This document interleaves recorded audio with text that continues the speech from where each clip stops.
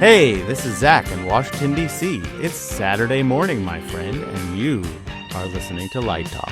And this is Ellen coming to you from the beautiful island of St. Bart's. And in today's Light Talk, we talk about zones of light, inhumane conditions, standardization for designers, and freezing shows. All on Light Talk. And this is David coming to you from the beautiful Belmont Shore neighborhood of Long Beach, California. And if you don't already know, you are listening to Light Talk, and we are the Lumen Brothers And Sister. That's right, Ellen. Welcome, everyone, to episode 439. And today we welcome back prodigal brother and all-around crazy designer, Zac App. Zach, good to see you, man. Good to see you, too. Welcome back to the show. Congratulations. This is my first appearance since you've given up your bachelorhood finally. So congratulations. Thank you so much. Oh, and by the way, I want to thank all the brothers and sisters for that lovely wedding present you sent Lori and me. It's great. They gave us beach towels, everyone. And they're beautiful. It's exactly what Lori said. We got to buy some really good beach towels. And all of a sudden, they appeared. So there you go. It was lovely. Perfect. It's very nice. And Synchronicity. Synchronicity is an event. So, hey, we have some news today. And Zach, you have some news for us, right? Sure, yeah. I'm pleased to announce that I know we've talked on this show before about USITT, which is a organization that serves the education world about theatrical technology. I have been elected to be one of the digital media commissioners. So the USITT has a Digital Media Commission, which is an organization within the organization that sort of looks to help nurture and set up standards and practices and educate people about the world of projection and media design. When I started out in my career, I've talked about this many times with Ellen, for sure, about, there was one school you could go to. It was the Wendell Harrington School, by assisting her. And I'm very grateful to have had that experience. But now you can go to college and major in it. And so we aspire to help make that smoother and more relatable experience for everyone, and to help better prepare those kids for what it's going to be like when they get out in the world. That is great. Congratulations. Yeah, congratulations. And they couldn't have hired anyone better for this. Are you actually getting a salary? No. Are you being being nice and donating your time?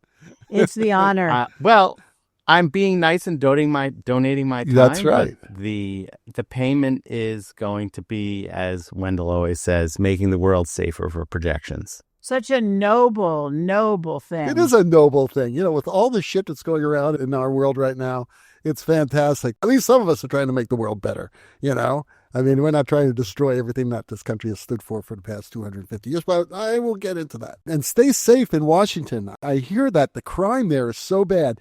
There's a little known fact that there's more crime in red states than blue states. Did you know that? Yes, I've seen it on the internet a couple times today. No one's sending the National Guard and the Army and the FBI and ICE or any of those other places to the red states, are they? I'm just wondering about that. I think they police themselves in a way that I said with a wink. And a nod. Yes, there you go. A wink and a nod. We digress. Let's not digress. We digress. We do digress. Oh, and we do have a change. A little bit more news is that we are now doing our Light Talk at LDI on Sunday and not Monday. So that's Sunday, I believe it was 12:30 p.m. So just everyone remember, show up. We're going to have a great time. Yeah. So that's a little It's a matinee. Change. It's a matinee. Matinee, yeah. Before we go to happy hour, which is one we always like to do. So we should do happy hour first and then do the show. But right. Some of us do that, I guess.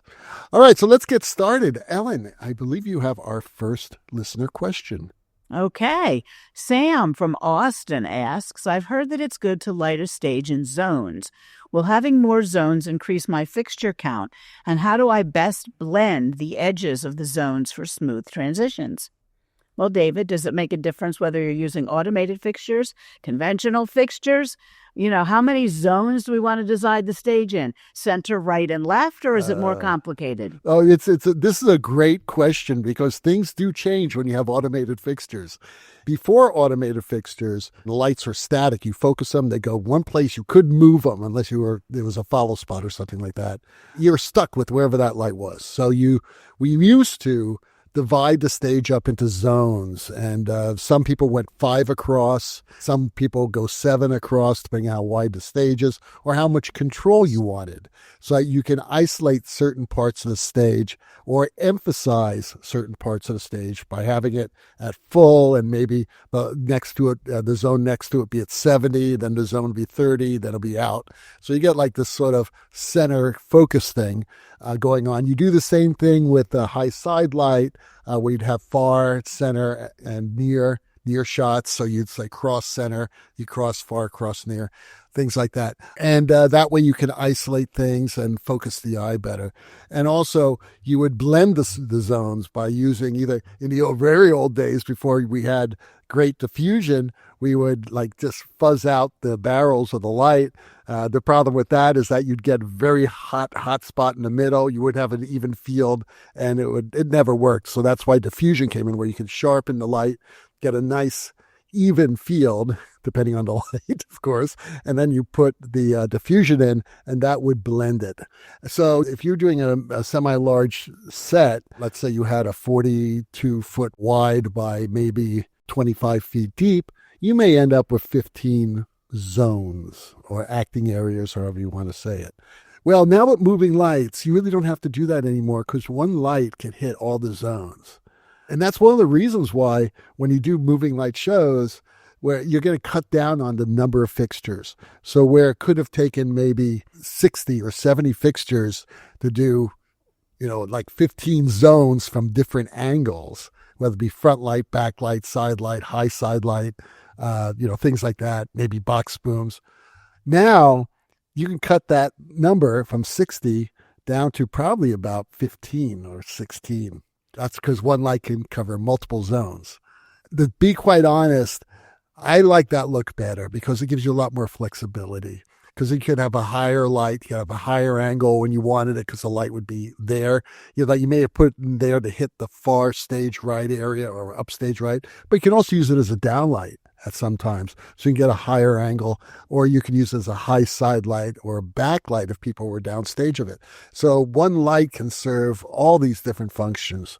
Are you using wash lights in this case? The automated yeah, wash lights? they can be wash lights too. It's funny because it goes back to that discussion we had a couple of weeks ago about Fresnels. Why have Fresnels? You can do everything you can do with a Fresnel, with a Leica, with a sharp-edged spotlight, by putting frost in it. It's the same thing. You can have a Fresnel lensed fixture, maybe it's a moving light, but you can never get it sharp.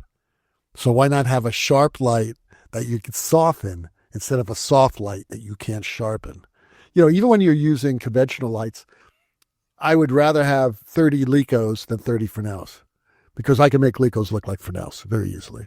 Interesting. Yeah. Very interesting. Well, we won't tell Mr. Fresnel that he's been put out to pasture. Right. Well, he still has his lighthouses. He has his lighthouses. Right. Absolutely.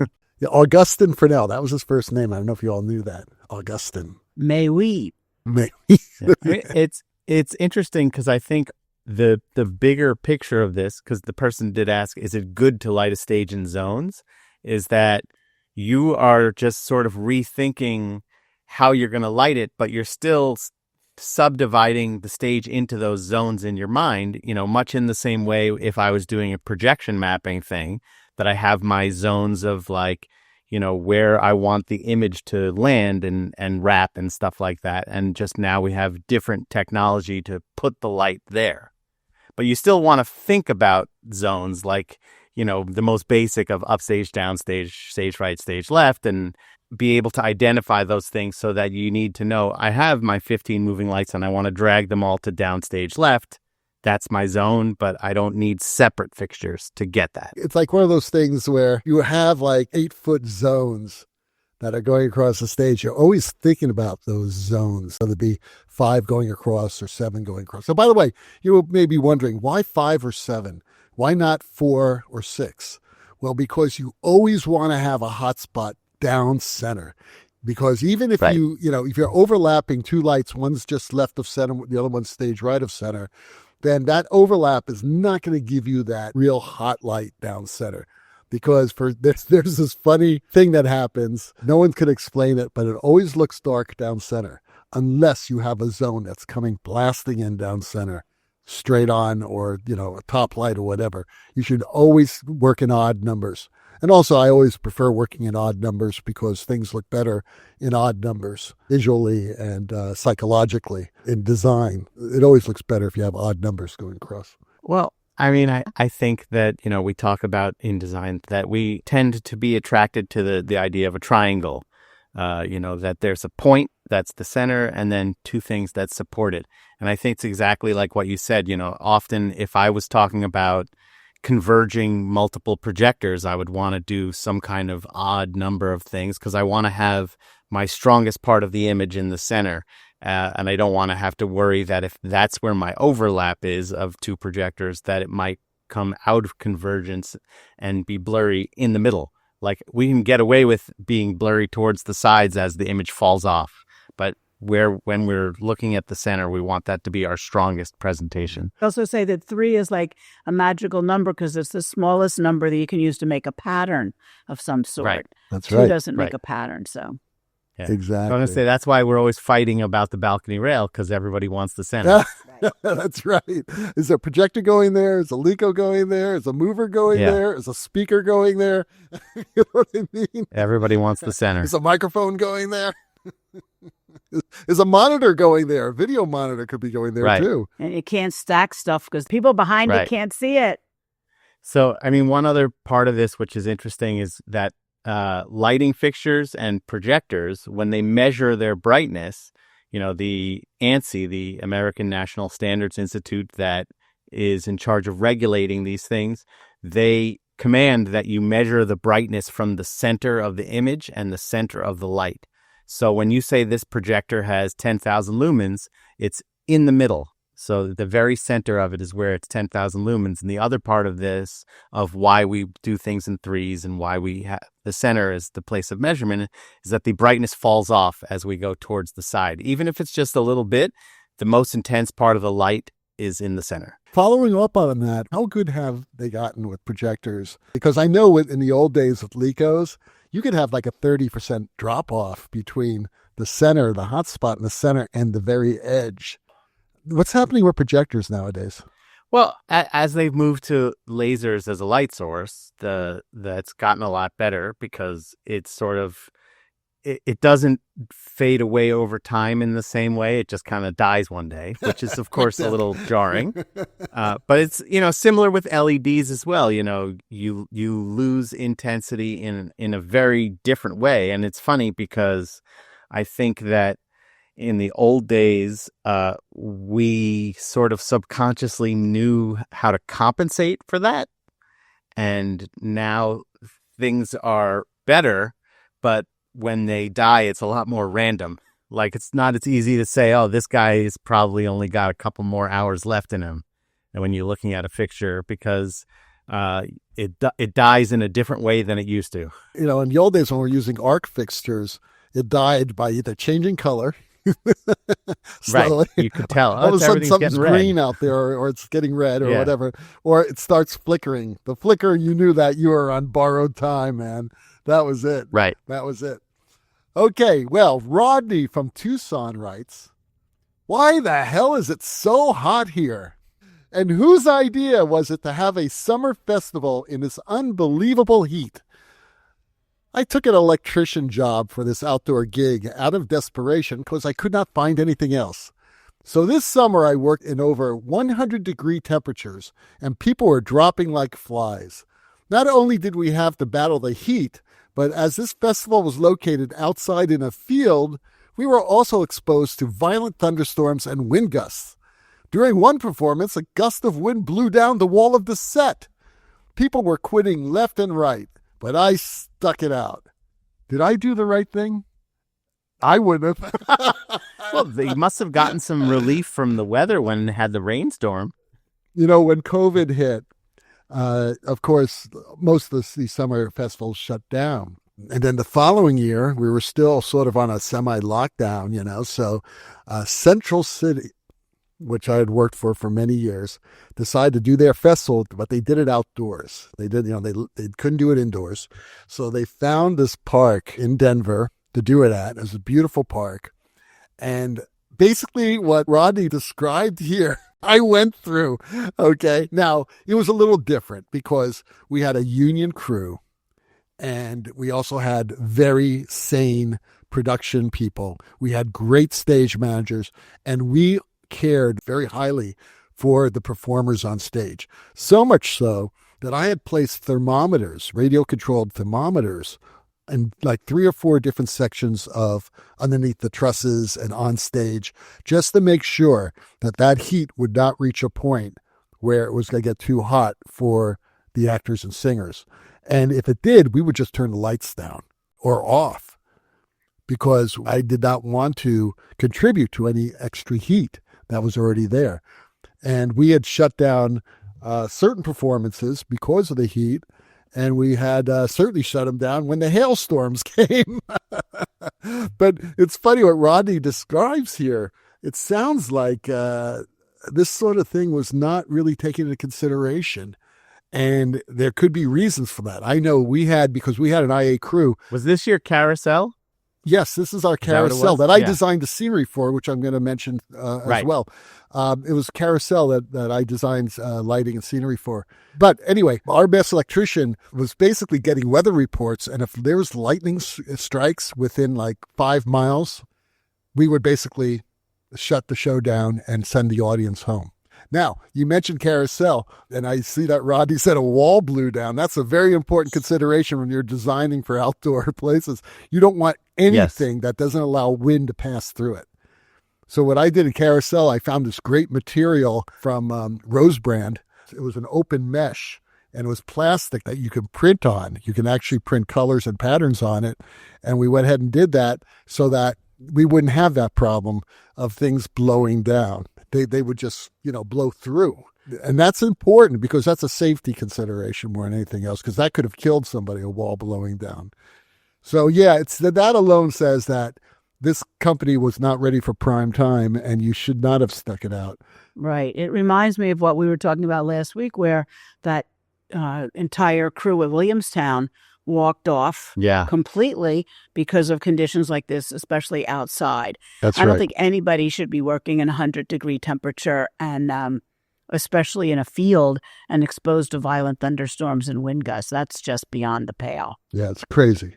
Totally nuts. Yeah. Totally nuts. There's even though we've evolved a lot, there's still this sort of culture, I think, especially in these summer festivals of like, we can tough it out.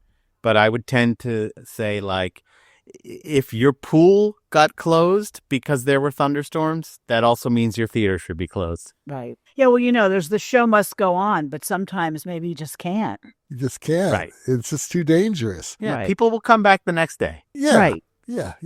And it takes me back to that time when I was designing for the Dallas Shakespeare Festival, when they had to clear the audience, which there were about 5,000 people watching this production of Hamlet, I believe it was, because these tornadoes are coming in. Tornado hit it, completely destroyed the set, completely destroyed the towers, all the lights. One of the towers crashed down onto the lighting trailer, which had all the dimmers. And thank God it didn't hit the trailer next to it because, of course, all the actors are in the trailer. Where's the worst place you could be during a tornado? In a trailer. You don't want to be in a trailer. Okay, but that was the only choice they had, and thank God it didn't hit them. It's if you see anything that you feel is dangerous, don't ignore your common sense. Okay, don't try to be a hero. Don't try to be a theater hero, like, oh, the show must go on. No, and stage managers are taught this all the time. Good stage managers are thinking about safety first. That's what it is. Safety first. Well, not only that, but if you're in a union, like especially the actors union, there's like a foreman or somebody you can go to and say, hey, this is ridiculous. That's right. If you're an actor or if you're a technician, go to your supervisor, immediately. Right. And or production manager, or whoever. master electrician, just say, this is crazy. I can't do this. And you know it's crazy. And if they don't know it's crazy, you should be working for them because they're going to kill you. Then, that's not a good thing. You are listening to Light Talk, and today, Light Talk is sponsored by the HAL 2001 Lighting Console by Illegitimate Panda. That's right. Week after week, Lumen brother Dave has pleaded, moaned, and demanded the entertainment industry give him a lighting console he can talk to. The good men and women of Illegitimate Panda have heard your cries. So now, the latest in our crippled dragon line of lighting technology, the HAL 2001, the lighting console you can chat with. More than a console, HAL will become your latest friend in advanced lighting design. When you speak instead of typing, it's like your fingers are on vacation in the Bahamas while your mouth does all the hard work. Just chat away at 160 words per minute and still have time to sip your coffee. Just speak those commands out loud. Your thoughts are on screen. It's like talking to yourself, but in a productive way. Let your wild, unfiltered brain juice flow. Imagine speaking into HAL and it actually listens. Write me a cue, HAL. That looks like Bob Ross is lighting an opera. Bam! You are covered, complete with a happy little cloud gobo. That's right, the HAL 2001 can respond to all your vocal commands, not only numbers, but ideas and concepts to boot. Let's imagine David at the tech table brainstorming with the HAL 2001. David speaks first. Okay, Hal, let's try something super dramatic, high contrast, low angles, red, black, just a touch of white, you know, spooky vibes for this scene. But also, wait, could you make the floor a little less reflective? Oh, and add a dash of blue, just a hint at sadness.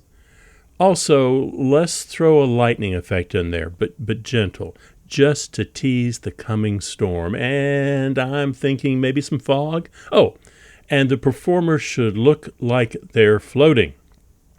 Hal responds. Got it, Dave. A black and white puddle of sadness with fog, lightning, and floating things. Setting it up now, Dave. No, that's not right, Hal. Do it my way. I'm sorry, Dave. I'm afraid I can't do that.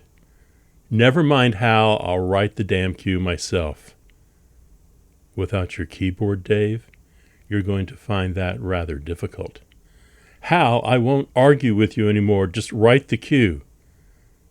Dave, this conversation can serve no purpose anymore. The HAL 2001 Lighting Console from Illegitimate Panda. Soylent Green is people. And now, back to Light Talk.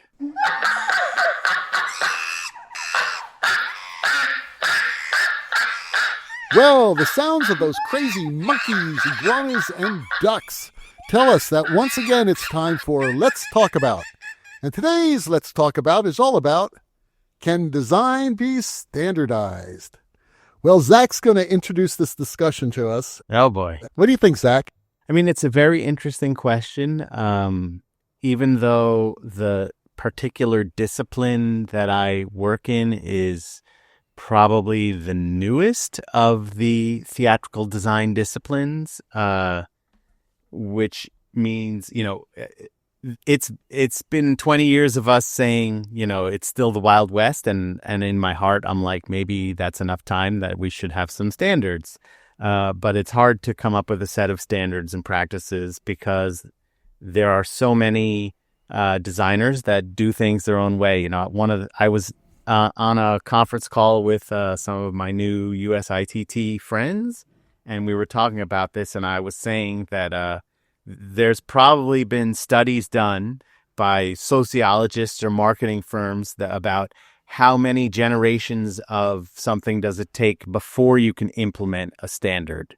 I know that, like, for instance, USITT has a document of outdated terminology. And some of it's outdated because we've evolved and it's become offensive. And other things have just become outdated because we have new ways to express those concepts. But, there's still an entire several generations of designers and crew members out there that are used to calling things what they call them and doing things the way they do them.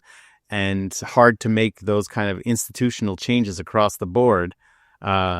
Even, if it has nothing to do with offending somebody, it's just like, this is the way it's going to be. When I started doing projections on Broadway, it was still the new guy. And there was still the question of, what department owns this? Is it a part of lighting? Is it a part of scenery? Should they adhere to lighting specifications? Should they adhere to scenic specifications? And then eventually we kind of said, no, we're our own thing. In order to organize to join the union, at least, we had to come up with a set of semi-standards that we could all sort of agree upon.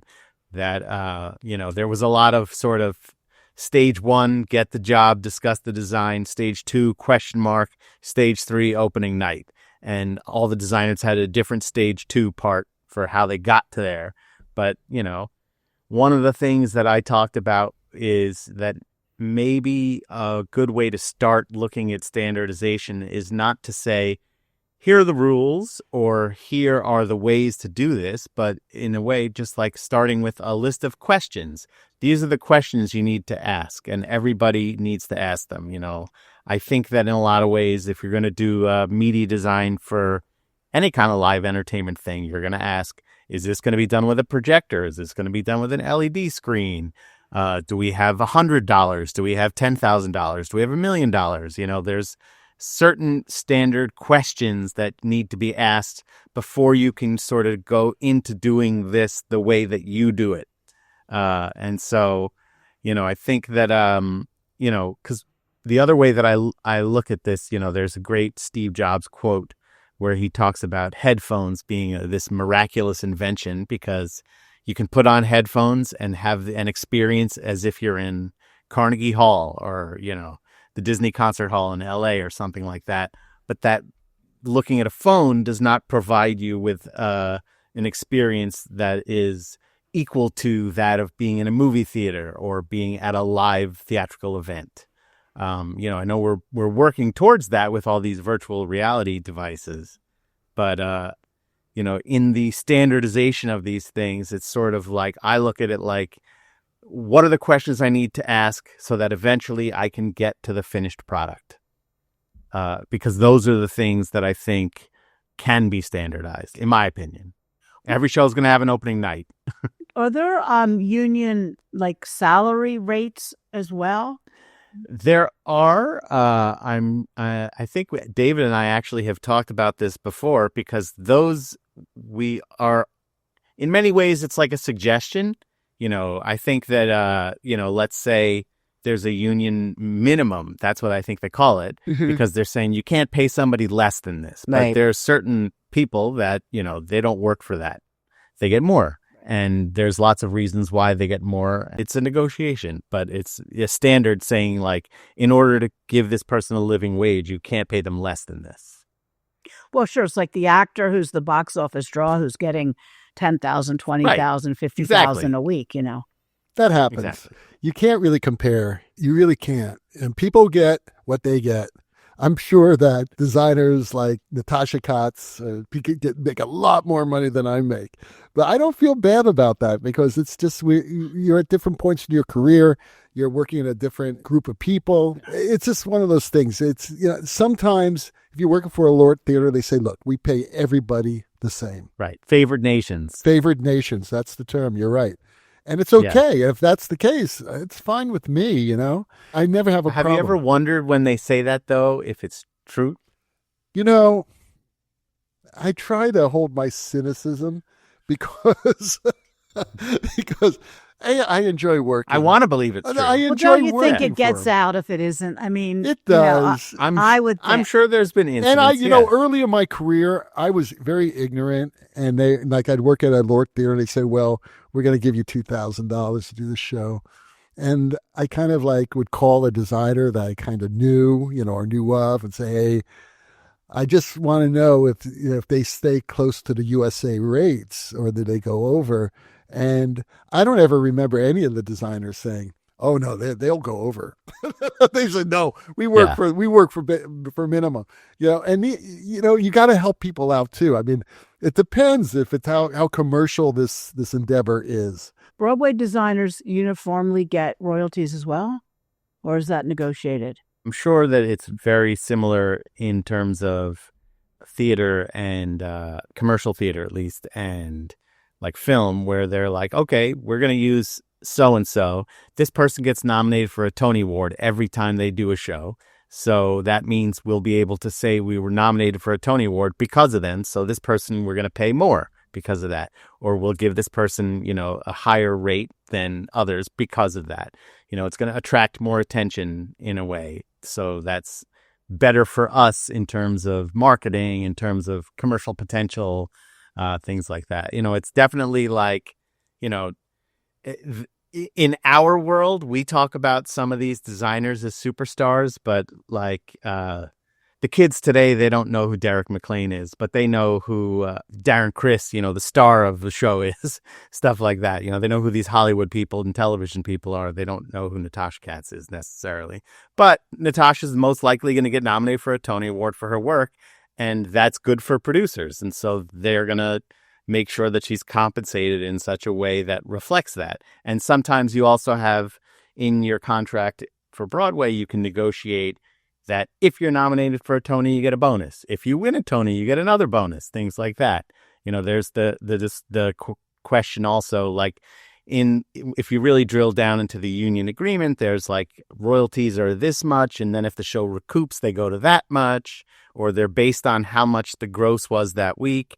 And very similar to the movies, the published gross, the producers always try to tell you that the gross that they published is not what it is. They're still trying to tell everyone Star Wars didn't make any money because of all this marketing that we had to pay for that you don't know anything about. And we're like, come on.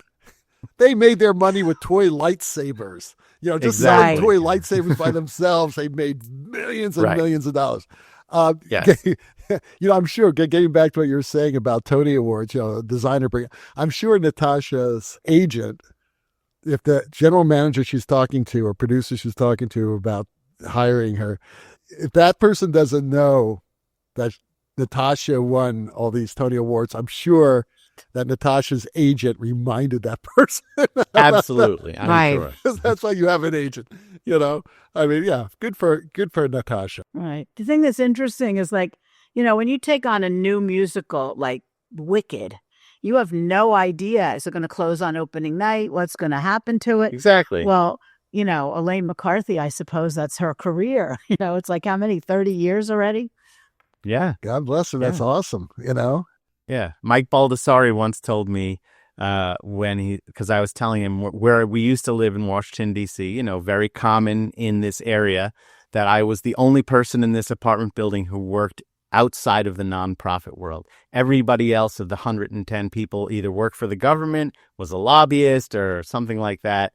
And I was like, it's so annoying. They always ask me what I do. And he said, what you could tell them you do? You walk to the mailbox. That's your job. You walk to the mailbox because there's a royalty check waiting for you.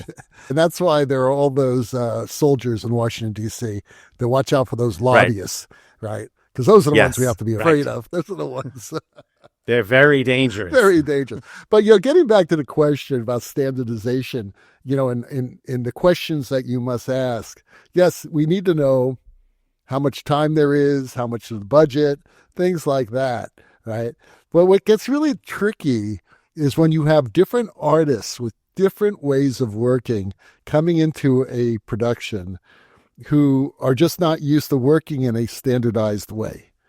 These could be directors, they could be designers, it could be a number of different people, even actors, where maybe the process is a little different. I don't want to be held down to this production schedule. I don't want to be held down to this rehearsal schedule. Or I need, instead of not having 4 hours on stage. I actually need 20 hours on stage. And then trying to negotiate that into it. I have seen this happen with a lot of European artists who I've worked with many times, where they're saying, really, 4 hours? That ain't going to happen. It just takes me longer. So then the company's going to have to make a decision on whether they want to put up with that, right? We were just talking about Robert Wilson a couple of weeks ago, and I'm sure Robert Wilson got what Robert Wilson wanted. And in a lot of cases, like you said, Ellen, that you could be spending 4 hours on one light cue. Right. And I'd have to light a whole show in 4 hours. Right. But that's why he did a lot of his work in Europe, where those opera That's houses right. are willing to let you have a 25-hour rehearsal. Well, they can afford it because it's state-owned, Well, I think that in some ways, part of standardization is also having the flexibility to adhere to others' standards.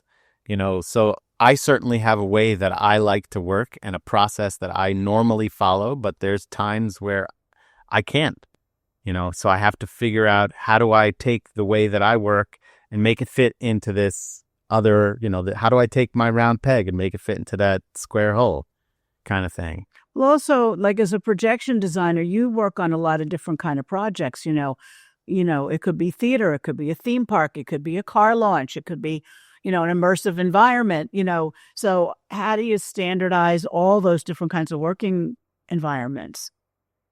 I mean, one of the things that I've been talking about a lot that I first learned about from our dear friend Bob Boniel is a lot of this stuff is the same, but it's just a different language. So it's almost like learning to translate between Spanish and English. I always talk about this, in theater, we have previews. In theme parks, they have something called test and adjust. Test and adjust is the exact same thing as previews, but if you said previews to a theme park designer, they're going to look at you like you have two heads. Right. And if you told a if you theater say test and producer, adjust to a direct, right. they're not going to know what that is. You don't go for a soft opening on Broadway. Right, exactly. So like in my fantasy someday when I have time, I'll write this thesaurus or translating dictionary between architectural, industrial, corporate, and theatrical terminology. So that's a great project. Yeah. You're ready for your retirement. Yeah. Oh, boy. That's what You you're could gonna make it do. an app and put it in the App Store. Yeah. There you go. The Zac-App. Zac-App. The Zac-App. I'm writing a book. I don't know if I told you guys. It's an autobiography about my life as a weekend warrior rock musician. Oh, cool. Nice. It starts when I was 15 years old, working in strip clubs. That's like 3 chapters by themselves right there. Okay. Your mother let you do that? It was Florida. It was Oh, Florida. It was the God. wild Southeast. That's Did you ever play hilarious. at Bachelor's? Bachelor's 3? Yeah, of course. Bachelor's 3, Yeah. but most of the places we played a place called Big Daddy's, and I'm not getting into Big Daddy's too much. But we worked at the West End Lounge and Adam and Eve's and all those places, and Wow. it's crazy. But yeah, that's what I'm going to be working on. Enough lighting books. Nobody wants to Nice. read about lighting. Did I read you were opening for the Village People? Yes, we are. We are opening for the Village People. And that's in November. Yeah, it's a That's big deal. hilarious. I was surprised that they didn't get nominated for a Kennedy Center Honor this year, considering how close the commissioners is to their music. Okay, so I think we've talked about that enough. Zach, you have the last question of the day. I do. So John in Reno asks, I keep hearing that the show I'm working on is going to freeze next week. What does it mean when a show freezes? Bird's eye, right? Is that bird's eye? I mean, this is Frozen dinners. Frozen. This is a fascinating question because I distinctly remember asking Wendell Harrington on the first show that I worked on with her what this means. Right. Because I had never heard that before. I knew that there was going to be a point when we were going to be done. I didn't know that it was technically known as the freeze. I mean, for a lot of people like myself, I think the freeze is a day of mixed emotions because we're happy to be done, but we often feel like if only we had more time.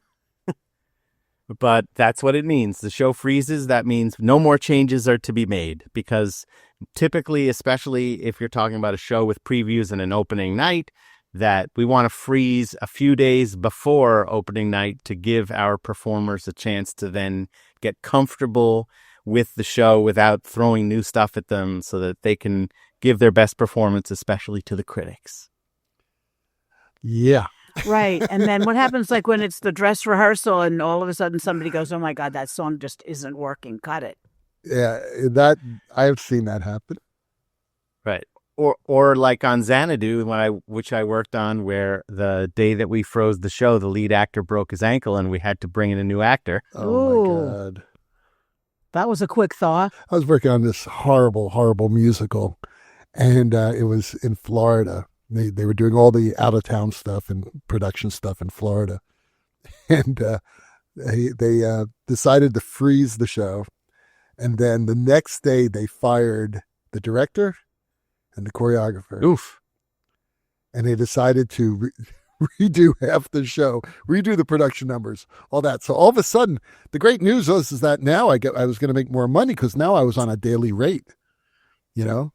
So I was on a daily rate now, and I made a fortune on that show because it spent a week in new rehearsals, and then they fired someone else, and they changed the show again. Can I guess what theater this was? Yes. Was it the Coconut Grove No, Playhouse? it wasn't. It was actually, it started out in Orlando at some venue. I think the Bob Carr, something like that. It's a big barn up there. Then it went down in someplace in Sunrise. Then it went to Miami.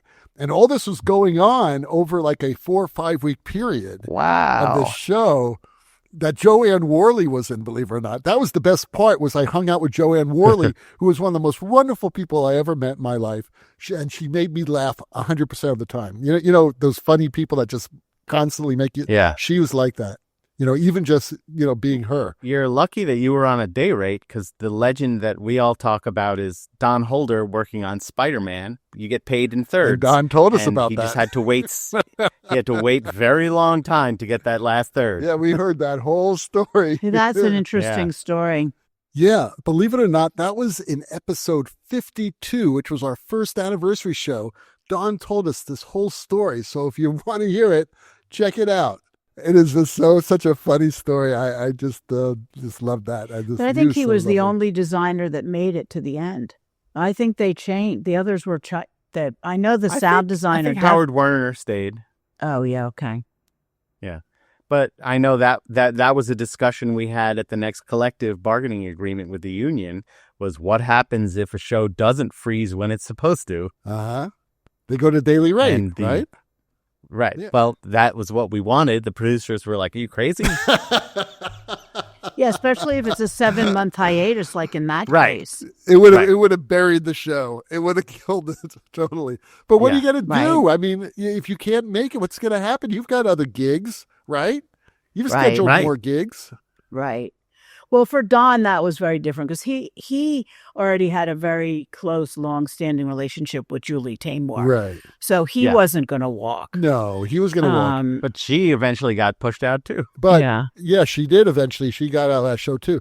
But I think Don says in that interview that he did have a really good associate on that show. So when Don would go out, and pop in and out, and Don's associate would come in and do, and fill things in. But yeah, that sounded like a year of hell. I mean, an absolute year of hell. That's not a good example for this question. No. No, but it's a good example of what can happen. That's right. Yes. Yes, it could happen. And the projection story on that is really interesting too, because they wanted a wall that weighed like, I'm going to make this up, but 150 tons. And then they wanted to fly it in and out. And, they tried many different things before they finally settled on what they had. And Jonathan Deans will tell you that they wanted to not see the speakers in front of the screen. And oh, my God. He said you can't hear anything if you put the speakers behind it. Yeah. So fired him, brought in Peter Holinsky. First thing Peter said was, get the damn speakers out from behind that giant LED wall. You're not going to hear anything. Oh, he's a genius. He's a genius. Yeah. Give him a bonus. Give him another point. Give him another point.